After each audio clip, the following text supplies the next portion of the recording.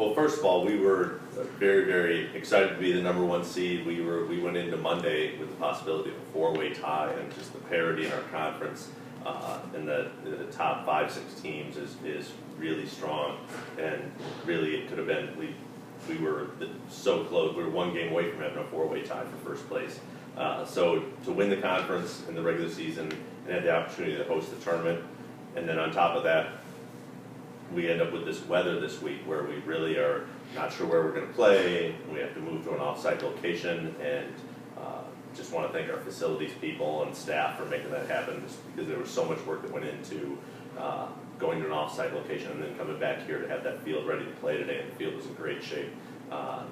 It's never going to be perfect after that much rain, but that was wonderful. But just to see the other 3 teams who were in the tournament, there was people said, hey, who do you hope to get? Well, if they all just don't show up, that'd be the best thing. So because all three of those teams had beaten us and had the ability to do it again. So we went in and just wanted to play it 1 game at a time, just focused on winning the first game, and we had Grinnell, and they've got a scary lineup, and we had the best plan we could for them, and they scored some runs like we expected them to, but our bats came alive, and it's the right time of the season for that to happen. After last year, our bats got cold at the end, and this year we're finding ways to score runs, which is exciting. So hopefully we can keep doing that. Tell us about your approach. You had Shea warming up when Missy got in trouble there in the 4th inning, I believe it was. And what made you think bringing back Missy back in? It obviously worked out well for you. Well, we were down 4, and our plan was to go from Missy to Shea and then to Kira if we were to get even within this game, but also with the potential of having to play 2 games if we were to lose this first one, which was a viable possibility. So we were trying to string that along and see where we could go with it. But you don't want to, with the potential 2 long games, and Kira having thrown a great game yesterday, you don't want to get in a situation if you're in a losing battle to burn innings with the next pitch you're pulling in. So we want to see how long Missy could go, and she's a junior, and we know that Missy can have a weak inning or 2 and then come back and be perfectly fine. So she has a history of rallying and getting the job done. So we thought we'd run with it and see if we could milk a couple more innings out of it. And she crushed it the rest of the way. So we couldn't have been more happy with that decision. Shea, tell us what your approach was on that last at bat. I saw you step back from the plate. In your mind, you're picturing, you're thinking. What are you thinking there? I mean, when I'm at my best, I definitely am not thinking. I'm a chronic overthinker, and that's kind of where I started off the season, really struggling in my own head. When I struggle, I bunt, I did like this game. And then in this at bat, I was kind of like, well, I just need to hit the ball. She's going to give me one. And she went ball. She went ball, and I was like, all right. She's going to come to me with this pitch, and she did, and I was like, thank you so much for throwing a strike. So. Great hit. Sydney, you've been out quite a while this year. Yeah. You just came back yesterday from your injury. How are you feeling at the plate? How does the wrist feel? Hand, I guess it was. Well, it's good enough. My approach to the plate was just hit. I haven't seen a live pitcher in 6 weeks, and so my approach was just hit the ball hard somewhere, and that's what I tried to do. Do you know what pitch you hit? For the home run? The home run you hit? You know what pitch that was? Inside low. I'm sitting behind the plate as up doing the webcast, and I see they're outside, and that was a mistake she made, and yeah. Yeah, no, and I saw their catcher, after working outside, gets behind the count and comes back inside, and it was like, oh, this is the one, and unfortunately Sid thought it was too. So, so I had my fingers crossed when I saw the catcher set back up inside, and. It's tough. You see a team, that's the 4th game we played St. Norbert this year, and they've got, that pitcher's good. Mullenhouse is a great pitcher, and, she kept us on her toes and just ground out, weak fly balls, and but the reality is if you see a team 4 times, and that was our tough thing that, it was one of the benefits we had, potentially bringing Shea in that second game or even in relief in the first one. They hadn't seen as much from her, so I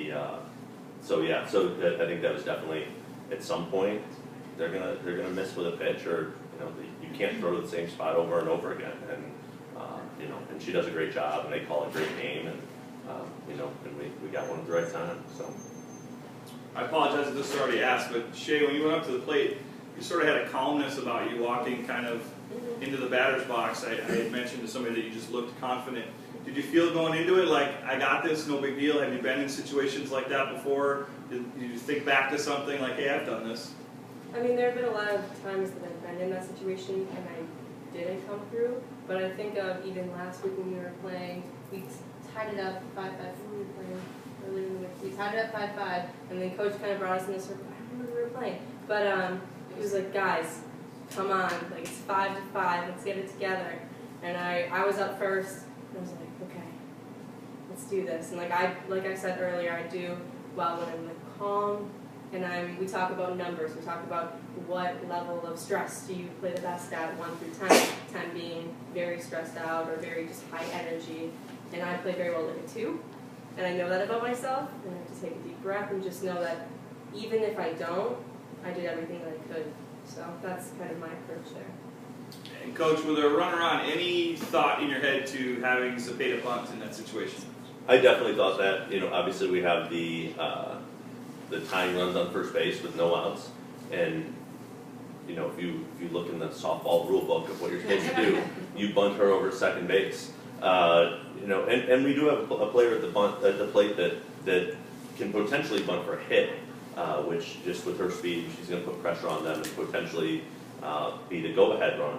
But I also know that Maria in big situations has historically really come up with big hits in big situations, and to some extent, like we've got Maria and Diamond, who's been swinging the bat really, really well the last 3 weeks, and Shay, who can't do anything but club the ball the last 2 weeks.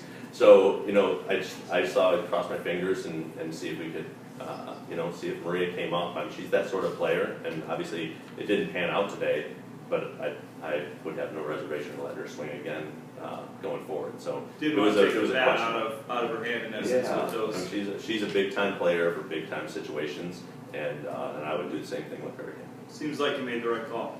It worked out well.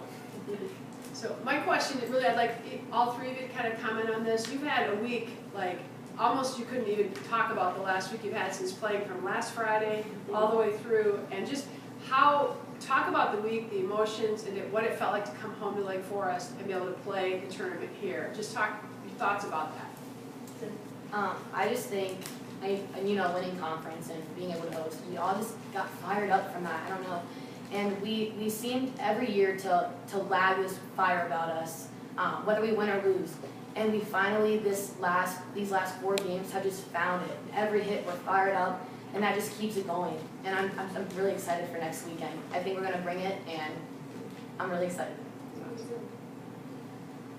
I mean, in the last week, it's just been, we've had a lot of times where we've had to fight back, and I think that like Sid said in the past, we kind of just like laid down when we had to fight back, and all of a sudden in the last 4 games, we're just like, let's do it. Like there's nothing to lose. We haven't been playing our best, and we're still at the top of the conference, and we can still host. Like let's just do it. What's stopping us? And in the end, we really found a way to get behind every person's bat that's up there, and we're just excited. There's not one person in our lineup who comes up and go, like. I'm like, oh, she's probably gonna hit a home run right now. So, And we never usually score with 2 outs, and most of our runs have been on 2 outs, and so that just shows that we're still rallying, we still want to go, no matter what the situation, and that's just what's really good about this team. I think just the opportunity to play at home. Obviously, there's some pride in that, and I think that comes from you have to earn the right to play at home, and so that's really a big deal for us. And I don't know that we necessarily play better because we're at home, and but there's a pride that goes with that, and just a tradition of the team who wins, the team who puts together the best season gets the opportunity to host. And I know when it was getting close down at the end, there was a potential 4-way tie. Just the opportunity to host was a big deal, and we could have tied, and we still would have had a share of the conference championship. But we in Lake Forest, our crew here does a great job of hosting, and there's a ton of work that goes into it, but I think we do it the right way.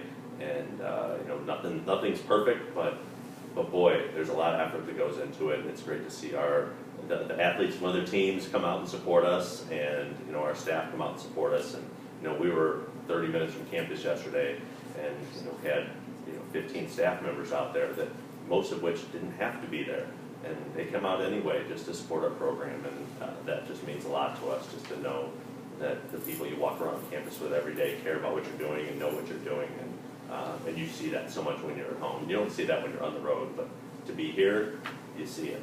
So it's always something special. Thank you. So Shay, can you just talk a little bit about getting the Elite 20 award? Did you know it was coming, or? I mean, I didn't really know. I kind of figured it out when CP went and got my dad. I wasn't really sure. But it's just an honor, and I was kind of shaking when they were starting to announce it. I was like, oh my gosh, this is embarrassing.